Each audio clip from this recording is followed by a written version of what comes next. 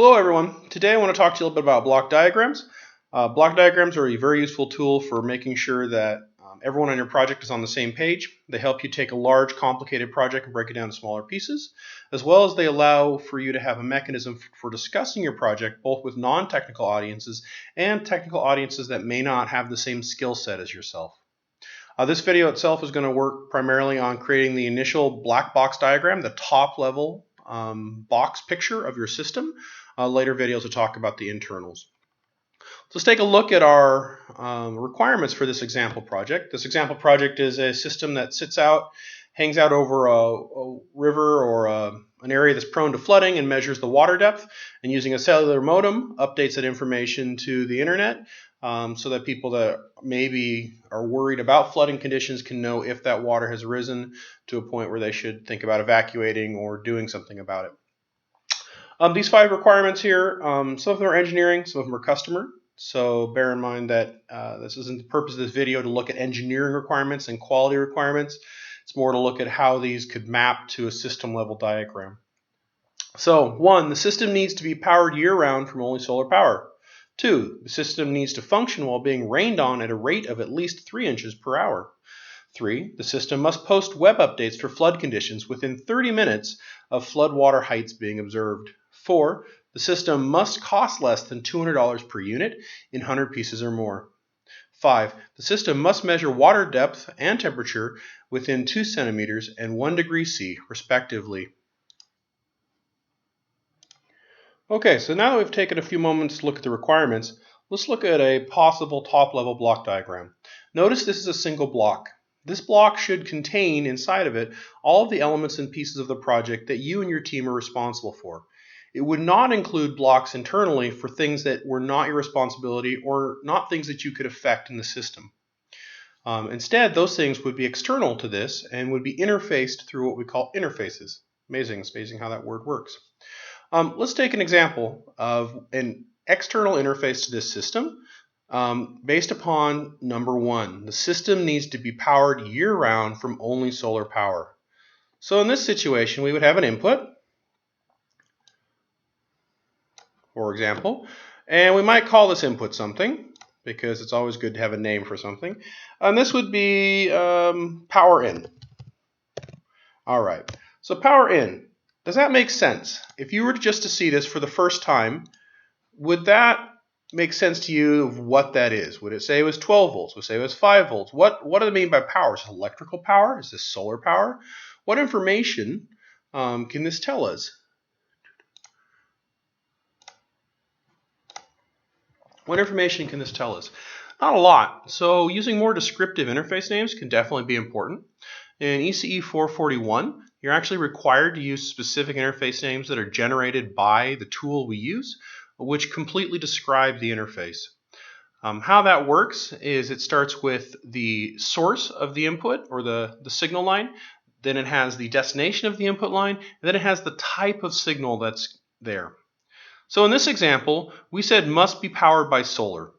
So that kind of infers that we, as the project team, are responsible for selecting the solar cell because it's powered by solar.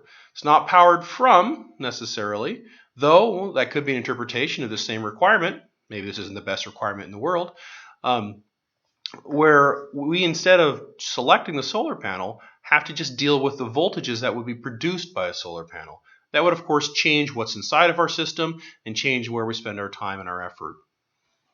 So in this situation, we are going to assume that we actually have power coming in from the outside world in the form of light. So let's change this and make it a better name that more correctly deals with this. So, whoa.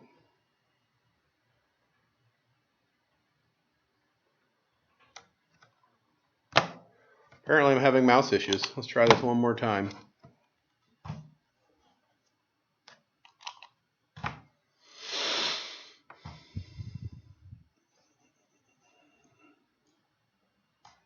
All right. So in this situation, we might have outside to the inside of the system And this would be an environmental input.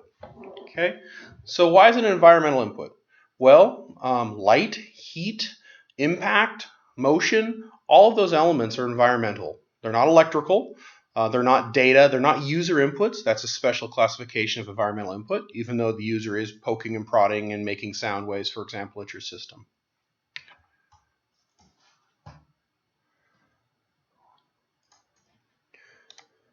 Continuing on, the system needs to function while being rained on at a rate of at least 3 inches per hour. So this is another environmental input. This one corresponds to the amount of water coming into the system. So again, we go ahead and we drop on a line here. Hopefully, there we go. Give it a pointer on the end because that's what we like to do. Direction is important. Obviously, if you use naming conventions that make it obvious where the source is and where the destination is, that's very useful. But also adding the little arrow is useful when you're doing an image. It just makes it easier for most people to understand. So in this situation, it's also going to be an environmental input. But we're going to say it's outside to system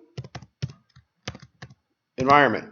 Okay, now lo and behold, it's the same name. So in fact, we could combine these two external inputs if we chose to, or we could separate them by slightly different names. And then there's another step that we're not going to cover in this video, which is called the interface definitions. And this is where you create a tabular description of each of these inputs, giving it numbers and measurable constants and values that you can use to prove that this that this interface works as expected. In this situation with the same name, we'll leave them separate, but please note that this outside to system environmental input is for water. Okay, another requirement we have. The system must post web updates for flood conditions within 30 minutes of flood water heights being observed. So in this situation, this is an output. Traditionally, when you're drawing a block diagram, you want to put your inputs on the left or the top, and you want to put your outputs on the right or on the bottom. So in this case, there we go, there's our arrow. In this case, this is an output for the system. And it is from system to outside. And what's the type of this? So this must be, the system must post web updates for flood conditions within 30 minutes of the floodwater heights being observed. So what is a web update? Is this data going into a data server? So data? Or is this something that the user can see? In this situation, let's assume it's something the user can see, but it might be important to spend a little more time on this requirement to better define what that is.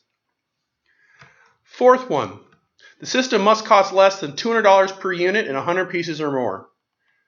So, looking at our top level block diagram, there are certain requirements you'll come across that really don't fit well in terms of designing the system. They're important constraints and requirements, but they don't work well on this block diagram. So actually, we aren't able to add an interface for cost.